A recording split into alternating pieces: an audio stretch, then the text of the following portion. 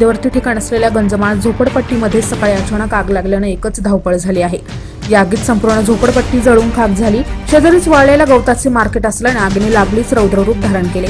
ही आग गॅस सिलेंडरचा स्फोट झाल्याने लागली असावी असा प्राथमिक अंदाज वर्तवला जात आहे।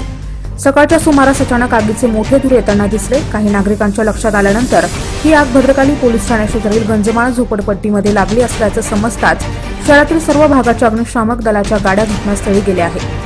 अग्निशामक दल आणि पोलीस प्रशासनाच्या वतीने झोपडपट्टीतील सर्व नागरिकांना भद्रकाली पोलीस स्टेशनमध्ये हलवण्यात आले आहे।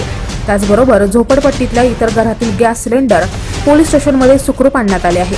मात्र आग लागलेल्या काही घरात अजूनही सिलेंडर असण्याची भीती आहे। या आगीची भीषणता इतकी आहे की 2 किलोमीटर लांबवरून या आगीचे धुराचे लोळ दिसत आहे। एकूणच संचारबंदी त्यातच रमजान महिना आल्यामुळे आधीच पोलीस प्रशासनाची बंदोबस्तासाठी तयारी सुरू आहे, तर दुसरीकडे आग लागल्याने हजारो नागरिकांची